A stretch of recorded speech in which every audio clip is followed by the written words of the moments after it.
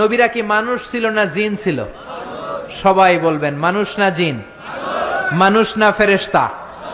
নবীরা অসুস্থ হতেন, নবীরা ব্যথা পেতেন, নবীরা বিপদে পড়তেন, নবীরা জন্মগ্রহণ করতেন দু একজন নবী ছাড়া। আদম আলাইহিস সালামের মাও নাই, বাবাও নাই। ঈসা আলাইহিস সালাম মা আছে, বাবা নাই। বাকি সব নবী মায়ের পেট থেকে এসেছেন। চিল্লা এখন ঠিক কি না?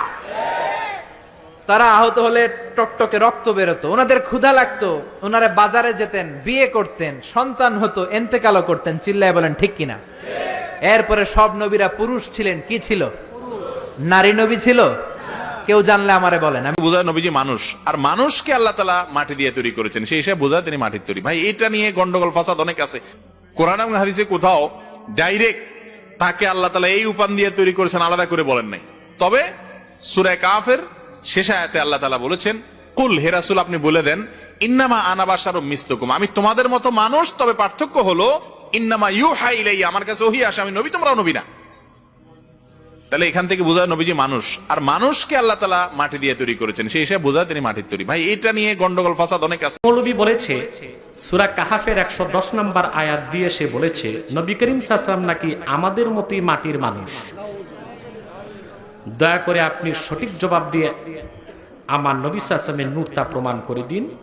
আচ্ছা দেখুন, এই বক্তা সূরা কাহাফের যে 110 নম্বর আয়াতটা বলেছে, ও জীবনে আয়াতের তাফসীর পড়ছে কিনা আল্লাহ জানে।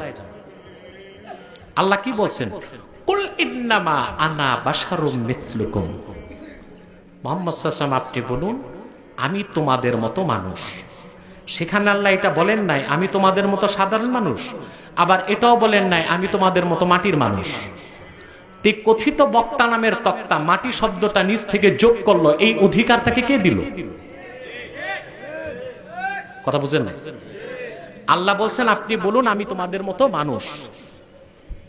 ইউহা ইলাইয়া, আমার কাছে ওহী করা হয়। আল্লাহ তো এটা বলেন নাই আপনি বলুন আমি তোমাদের মতো সাধারণ মানুষ, আবার আল্লাহ এটাও বলেন নাই যে আপনি বলুন আমি তোমাদের মতো মাটির মানুষ।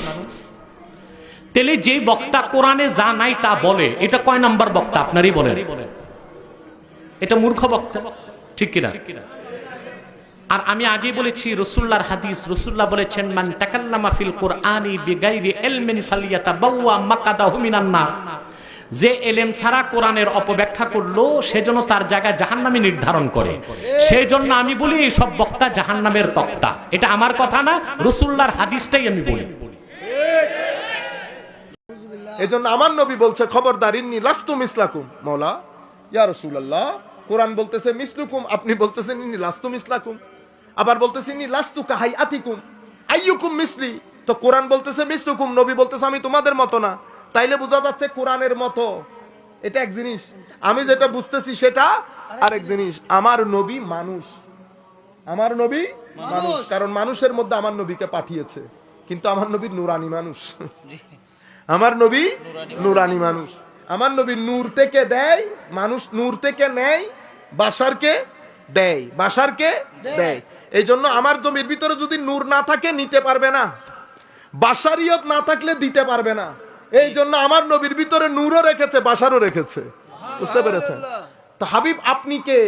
কহ আমার কথা জিগাইতেছো, আমার হাকিকত আল্লাহ জানে আর আমি জানি। আল্লাহ জানে, আমরা